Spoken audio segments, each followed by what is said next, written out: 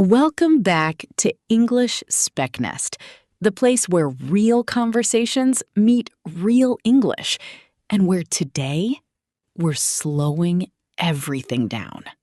Because today's topic might sound simple, but trust me, by the end of this episode, you're going to look at your entire day differently. So, what really makes a day peaceful? Let's find out. All right. Welcome in, everyone. I'm Ethan. And I'm Olivia. And Ethan, I have to say, you walked into the studio today like a meditation app come to life. Okay, that's very specific. What does that even mean? You came in slow, you said good morning like you actually meant it, and you brought herbal tea. Herbal tea, Ethan. Who are you? Listen, I'm trying. I'm a work in progress. I had a really chaotic week, and I just thought, you know what? Today, I'm choosing peace. Today, I'm choosing peace. That should be on a t-shirt. Put it on a mug, sell it. We'll fund the podcast. Okay. But honestly, that's kind of the perfect entry point for today. Because when you said, I'm choosing peace, that's a decision. That's not luck. That's not weather. That's not the universe. Right. It's a choice. So let's unpack it. What actually makes a day peaceful? Okay. I want to start with something kind of bold. I think 90% of how peaceful your day feels is decided in the first 30 minutes after you wake up. Whoa, 90%? That's huge. I know it sounds dramatic, but think about it. What's the first thing most people do when they wake up? Grab the phone immediately, like it's oxygen. Exactly. And what's on that phone? Emails, news, notifications, someone's drama, someone's opinion, a war happening on the other side of the world, a friend who texted at 2 a.m. about her ex. Oh no, you just described my entire Tuesday. See? Before your feet even touch the floor, your brain has already absorbed 47 emotions that aren't yours. That's such a good point. You're basically inviting the world's chaos into your head before you've even said good morning to yourself. Yeah, and then we wonder why we feel anxious by 9 a.m. Okay, so what do you do differently now? Honestly, boring stuff. I drink water. I open a window. I don't touch my phone for 30 minutes. Sometimes I just sit with my own thoughts, which, by the way, was terrifying at first. I bet. We're so used to noise that silence feels like a punishment. Exactly. Silence felt awkward. Like, what am I supposed to do right now? But then slowly, it became the most valuable part of my day. Okay, here's a question I really want to ask you. Do you think peace is in the big moments or the small ones? The small ones. 100%. Yeah, me too. I feel like we wait our whole lives for these huge, peaceful moments. The vacation, the promotion, the day everything finally calms down. When I retire, I'll finally relax. Right? And then retirement comes and you're stressed about your knees. Exactly. Peace doesn't come from a destination. It comes from these tiny, tiny things we usually ignore. Like what? Give me an example. Okay. Yesterday morning, I was making coffee, and the sunlight came through the kitchen window, and it hit the steam coming off the cup. And for like 4 seconds, it looked like magic. Like golden, floating, slow magic. That's beautiful. And I just stopped. I didn't grab my phone. I didn't take a picture. I just watched it. And I swear, that 4-second moment carried me through the entire day. See, that's what peace is. It's not something we schedule. It's something we notice. Yes. And the scary truth is, those moments are happening all the time. We're just too distracted to see them. Hey, real quick, if you're vibing with this conversation, if any of this is hitting home for you, do us a tiny favor. Hit that subscribe button. Turn on notifications, because here on English SpekNest, we have so many more conversations like this coming. Real talk, real English, real emotion. And honestly, subscribing is a small, peaceful action. Very on brand for today's episode. Look at that. She tied it back in. Pro move, Olivia. I try. Okay, back to it. Okay, can I bring up something a little heavier? Yeah, go for it. I don't think you can have a peaceful day around people who steal your peace. That's heavy. And I had to learn that the hard way. Tell me. So a few years ago, I had this friend, and I'm not going to name names, obviously, but every single conversation with this person left me drained, like physically tired. He wasn't a bad guy. He was just stuck, always complaining, always negative, always seeing the worst in everything. Energy vampire. Total energy vampire. And the thing is, I felt guilty for noticing it because he was my friend, you know? I felt like I was being a bad person for wanting space. Yeah, but protecting your peace isn't being a bad person. It's being a whole person. That's such a good way to put it. So what happened? I just created distance. Slowly. Not dramatically. I didn't make some big speech. I just stopped saying yes to every hangout. And you know what? Within 2 months, my days felt lighter. My mornings felt better. I was sleeping better. 2 months. That's how heavy one person was. That's wild. We don't realize how much other people's energy weighs on us until we take it off. Exactly. And here's the thing I want everyone listening to hear. You are allowed to choose peace over people. You're allowed to love someone from a distance. That's powerful. Can I add another piece to this puzzle? Please. I think we've forgotten how much nature affects our peace. And I don't mean like go climb a mountain. I mean like, when was the last time you stood barefoot on grass? Oh, wow. Honestly, I have no idea. Months? Maybe longer? Right? And we're confused about why we feel disconnected. We live in concrete boxes, staring at glowing rectangles, breathing recycled air. You're making my apartment sound like a prison. I mean, is it though? Okay, fair point. But seriously, I went on a walk last weekend. No headphones, no podcast, no music. Just walking. Listening to actual sound. Birds, wind, some kid laughing, a dog barking somewhere far away. How did it feel? Honestly, at first, weird. Like I felt naked without my AirPods. But after about 10 minutes, I felt this unlocking in my chest. Like something I didn't even know was tight finally let go. Wow. And I thought to myself, this is what humans were built for. Not scrolling, not refreshing. This. Walking. Breathing. Existing slowly. That's so true. We treat nature like a vacation, but it's supposed to be a daily nutrient. A daily nutrient. I love that. Okay, I want to say something that might sound boring. No, here we go.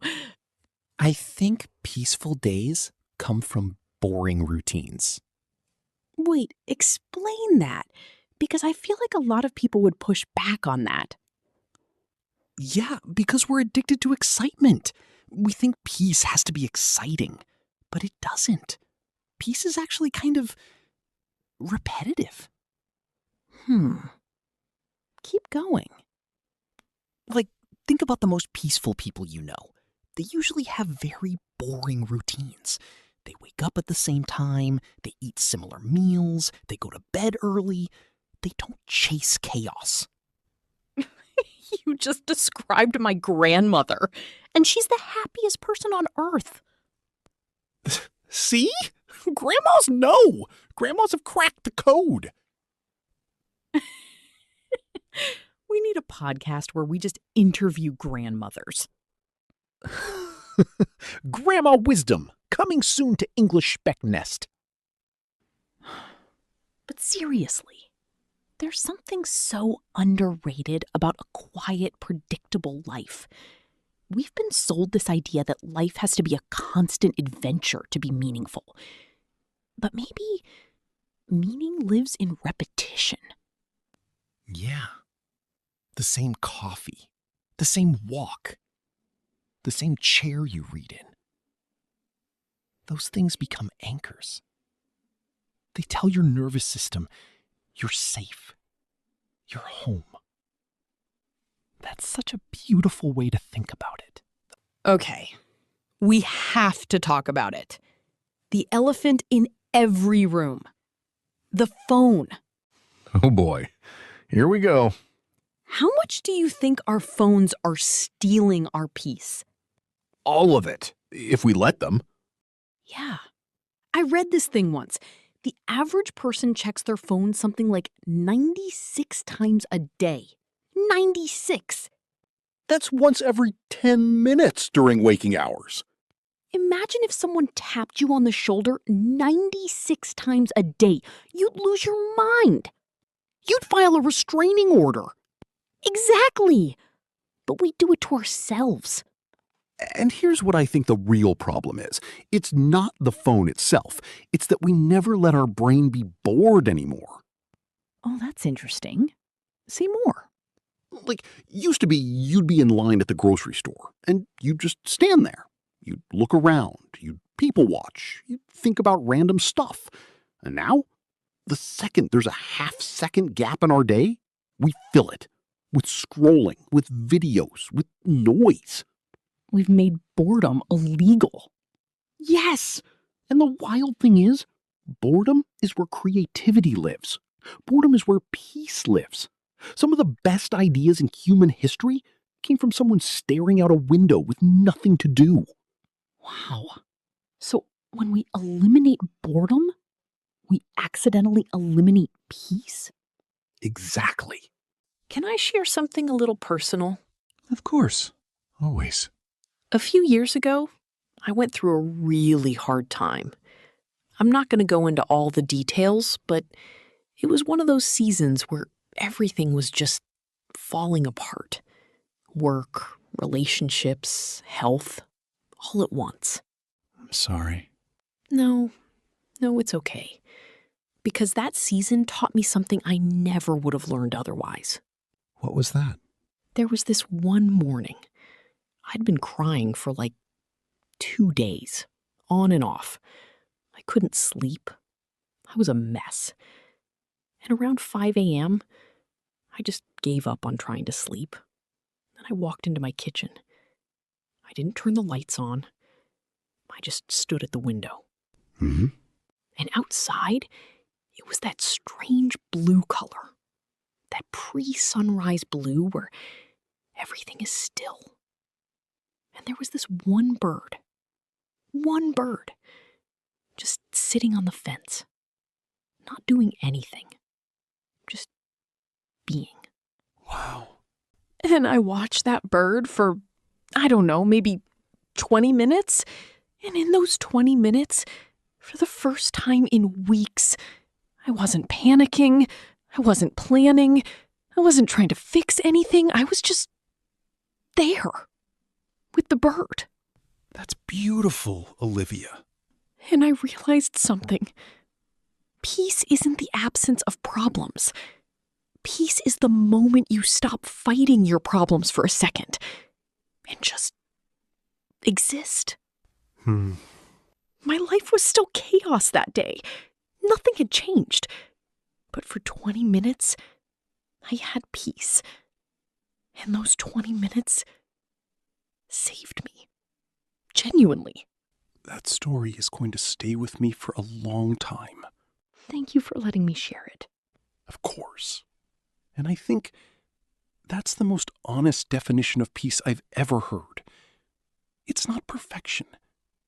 It's a pause. Okay, so let's get a little practical for the people listening.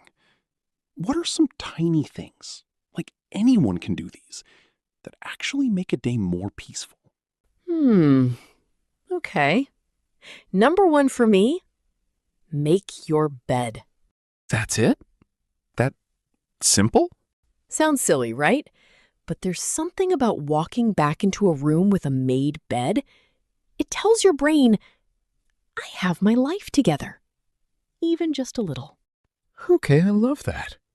Mine would be drink a full glass of water before you do anything else in the morning. Not coffee, water. Why water specifically? Because it's an act of kindness toward your body.